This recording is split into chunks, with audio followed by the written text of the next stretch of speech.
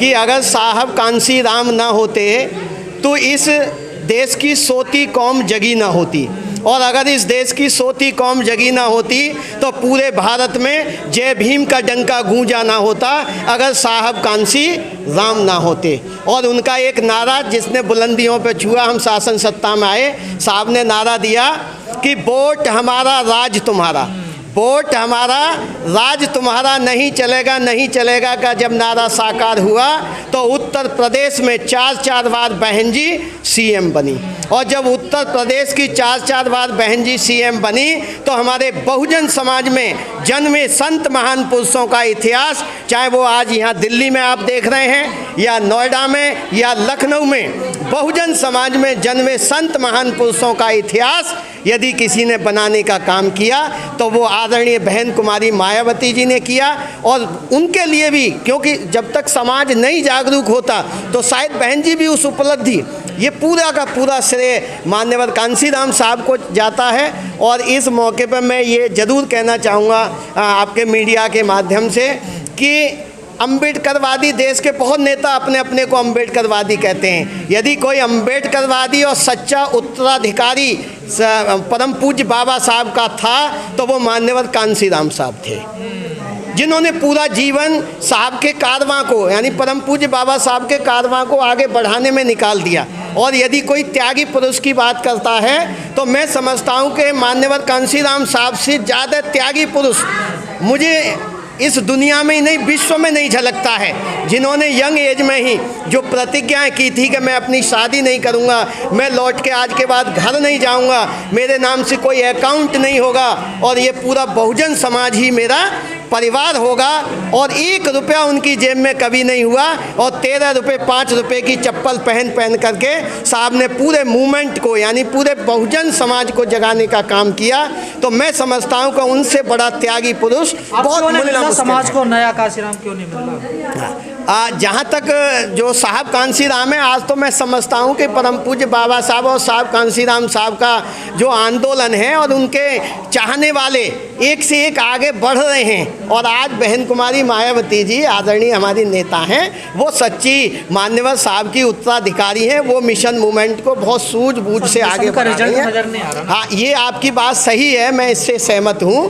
कभी कभी उतार चढ़ाव राजनीति में भी और धर्म के क्षेत्र में भी लगातार गिरावट आ रही है। हाँ, लगातार आ रही है, उसके बहुत सारे फैक्टर हो सकते हैं। कभी कभी मूवमेंट में उतार चढ़ाव होते हैं, कभी बहुजन मूवमेंट बिखर भी जाता है, भ्रमित भी हो जाता है, लेकिन हमें आज संयम होने की ज़रूरत है। हम एकजुट हों और वाम से और पार्टी के माध्यम से हम एकजुट हों, और जो ईमानदार लोग हैं, ईमानदार जो नेता हैं, छवि के लोग अच्छे हैं, जो मिशनरी वर्कर हैं, उनको आगे आना चाहिए और उनको पार्टी संगठन में भी उचित स्थान मिलना चाहिए। जब मिशनरी लोग आगे जाएंगे, संगठन में बढ़ेंगे, नहीं सब तरह उसमें मैं समझता हूँ कि सबसे कर्मठ लोग, यदि आज कोई संगठन राष्ट्रीय लेवल और राष्ट्रीय स्तर पर है तो मात्र एक ही संगठन है, राजनीतिक, और उसके बाद धार्मिक और सामाजिक संगठन है। आरोप लग रहे हैं कि मान्यवर साहब का जो मिशन था ना, आप लोगों ने उसे भुला दिया, उसे खत्म कर दिया। हाँ, नहीं, वो कुछ लोग ऐसा जो बोल रहे हैं वो खुद दिग्भ्रमित हैं समाज को। आप मानिए कि जब हमारी यूनिटी,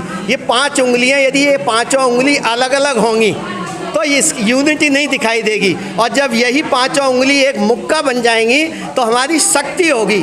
आज भी हमें एकजुट होने की ज़रूरत है, चाहे वो हमारा सामाजिक आंदोलन हो, धार्मिक हो, राजनीतिक हो, और हमें धैर्य भी रखना बहुत ज़रूरी है। तो आज साहब के मान्यवर साहब बहुजन समाज बनाना चाहते थे, आप सर्व समाज बनाने उतर गए। ऐसा नहीं है, जो साहब की जो सोच थी बहुजन हिताय बहुजन सुखाय, लेकिन जो राजनीतिक पार्टी कोई भी है वो एक बहुजन आंदोलन से या पर्टिकुलर उससे नहीं, उसमें हम तो सर्व समाज के भी जो बाबा साहब के मूवमेंट को, मानवतावादी आंदोलन को आगे बढ़ाना चाहते हैं, मानवतावादी सोच रखते हैं, वो बुद्ध को मानते हैं, परम पूज्य बाबा साहब को मानते हैं। तो ऐसे देश में जो भी व्यक्ति हैं, हम जाति धर्म हट के भी देखें तो वो भी सम्माननीय है। आपने बुद्ध का जिक्र किया, 5 अक्टूबर को पूरे देश भर में कार्यक्रम हुए, लेकिन दिल्ली का कार्यक्रम बड़ा सुर्खियों में रहा और बीजेपी ने बड़े गंभीर आरोप लगाया आप लोगों को। जी, नहीं, वो देखो उनका अपना प्लेटफॉर्म है, उनका वो एक आंदोलन है। अब उस पर मैं एक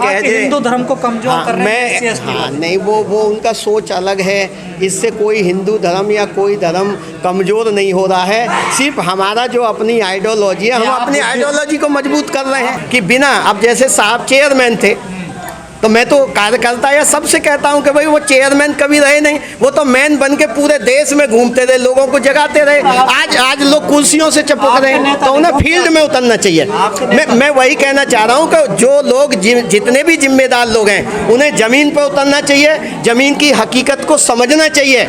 और आज भी पूरा समाज समझ रहे हैं, आप भी तो कह रहे हैं मजबूत वो धीरे धीरे। मैंने क्या कहा, मैंने बार बार कहा है कि कहीं अप डाउन है, लेकिन ऐसा नहीं है। आज आप देख रहे हो कि दिल्ली में चारों तरफ बैनर झंडे जो लग रहे हैं, आंदोलन चल रहा है। अब दलित प्रेरणा केंद्र में नहीं ऐसा नहीं है। अभी आप चलिए जहाँ से हमारी अभी ये जैसे यात्रा चल के आ रही है, आप दलित प्रेरणा केंद्र पे जाइए, वहाँ भी आंदोलन चल रहा है। तो आप इसमें थोड़ा सा हम लोगों को भी धैर्य रखने की ज़रूरत है, और हमें एक सही डायरेक्शन में 10 साल से धैर्य रख रहे हैं। नहीं, वो बिल्कुल ठीक है। अब मुझे एक बात बताइए, और भी पार्टियां हैं कि जो 50-50 साल शासन सत्ता में रही, आज कहाँ? आपका समाज पिट रहा है लगातार। हाँ, नहीं देखो, ऐसा नहीं, पिट भी रहा है तो समाज पीट भी रहा है, ऐसा नहीं है। वो मुंह तोड़ जवाब भी दे रहा है, वो ताकतवर बनना है। लेकिन हाँ, ये है कि हमारे समाज को ये जरूर है कि हमें कहाँ कितना बोलना है, क्या बोलना है। अननेसेसरी हमारा संविधान इजाज़त नहीं देता है। सभी धर्म जाति बिरादरी को यहाँ स्वतंत्रता है,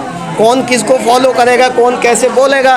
तो हमें सबका सम्मान करते हुए अपने मूवमेंट को हमें आगे लेके चलना। बोलने पर जेल भी वो ठीक है, वो है। तो ये आंदोलन भी अप डाउन होगा।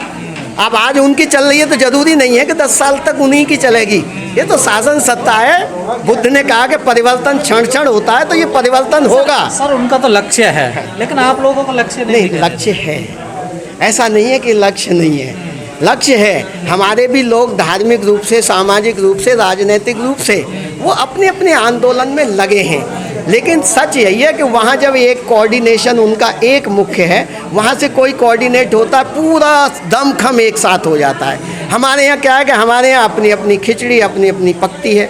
एक प्लेटफॉर्म पे हम लोग नहीं आ पाते हैं, समझ नहीं पाते हैं अपने इतने महत्वपूर्ण वोट को, है इधर से उधर डाइवर्ट करते हैं। तो ऐसा नहीं है कि इस मूवमेंट में ऐसे ऐसे लोग जो है, हमारे देखो बौद्ध जी खड़े हैं, साहब का परिनिर्वाण दिवस जो है, पुण्यतिथि जो है, हमारे बहुजन मूवमेंट के लोग याद कर रहे हैं।